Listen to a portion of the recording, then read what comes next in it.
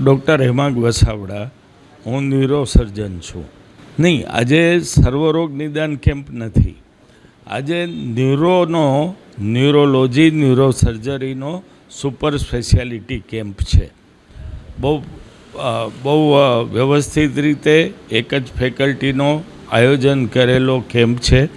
સોની યુવા social group, એના બધા જે મિત્રો છે, જિજ્ઞેશભાઈ, મિલનભાઈ, એ બધાએ મળીને આ કેમ્પનું આયોજન કર્યું છે. બોલી દે. ડૉક્ટર રવિભાઈ પાટડિયા સહિતના લોકોએ આ કેમ્પનું આયોજન કર્યું છે.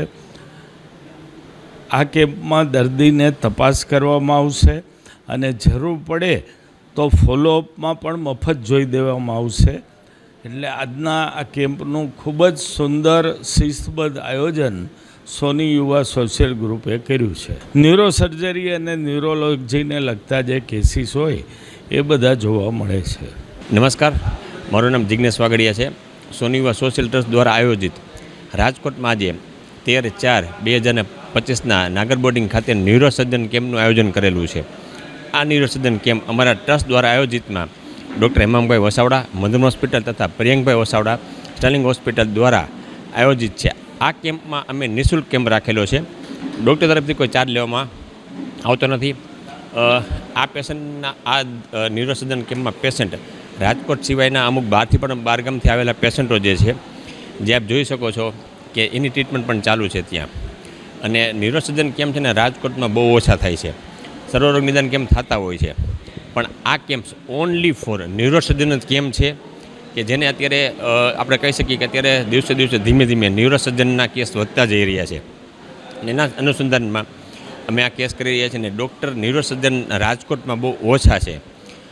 ઘણા સમયની અમારું આયોજન હતું અને અત્યારે અમારી પાસે લગભગ 75 આસપાસ પેશન્ટ અમારી પાસે અત્યારે ઉપલબ્ધ છે.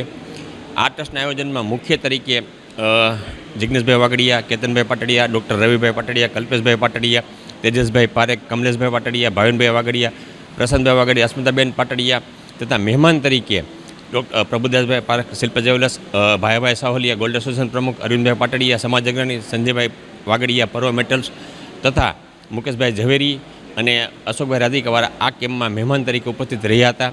અને આ કેમ્પમાં આગળ જે નેક્સ્ટ અમારો પ્રોગ્રામ થાય ત્યારે આપના મીડિયા માધ્યમથી જણાવી રહ્યા છે કે આ કેમ્પમાં માણસો ખાસ લાભ લે અને આ કેમ્પમાં જે દર્દીને સારું થાય ઈશ્વર આધીન હોય છે. અમે ઓનલી ફોર સોની યુવા સોશિયલ આ વિચાર એવો કે અત્યારે ન્યુરોસર્જનના ડૉક્ટર બહુ ઓછા હોય છે, તો એ પણ રાજકોટમાં લગભગ મારા હિસાબે લગભગ 4 થી 5 જ વ્યક્તિ છે જે અત્યારે ન્યુરોસર્જનમાં ઘણા સમયથી પોતે કાર્યરત છે.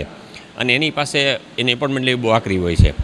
એ પણ જોકે મળતી જ નથી આમ તો, અને મળે તો પણ એને સમય લાગતો હોય છે.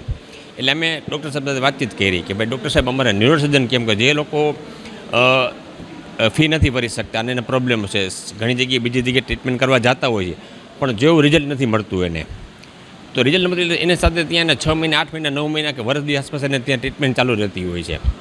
તો આપણે એ શોર્ટ કેમ કરવી અને એનાથી કરવાથી કે જે સારા ડૉક્ટર પાસે જઈને માર્ગદર્શન લઈ શકે અને એનું થઈ શકે. ત્યારે મેં ડૉક્ટર સાહેબનો કોન્ટેક્ટ કર્યો. ડૉક્ટર સાહેબે કીધું કે કાંઈ વાંધો નહીં, હું આ સેવા આપું છું. અને ડૉક્ટર સાહેબે આજે રાજકોટ ખાતે એવું એક જ મેડિકલ કેમ્પ થયો કે ફાધર અને સન એક ટેબલ પર બેઠા છે અને એક ટેબલ ઉપર જે કરી રહ્યા છે એ રાજકોટના જે ન્યુરોસર્જનના દર્દીના જોઈ અને એ લોકો કામમાં હાથ લીધો છે. એટલે મેં ડૉક્ટર સાહેબનો આભાર માની છીએ કે હમણાં કેમ્પમાં જે દર્દી માટેને જે સહાનુભૂતિ દેખાડી અને ફ્રી ઓફ જે કોઈ પણ જાતનો ચાર્જ નથી લીધો કે ભાઈ મારો કન્સલ્ટ ચાર્જ પણ એ નહીં. અને એને કીધું નેક્સ્ટ ક્યારે કે ભાઈ આને કદાચ બીજી વાર અમારી ટ્રીટમેન્ટ જોડે તમે ફ્રી ઓફ ટ્રીટમેન્ટ આપશું, આને આપેલી છે ત્યાં.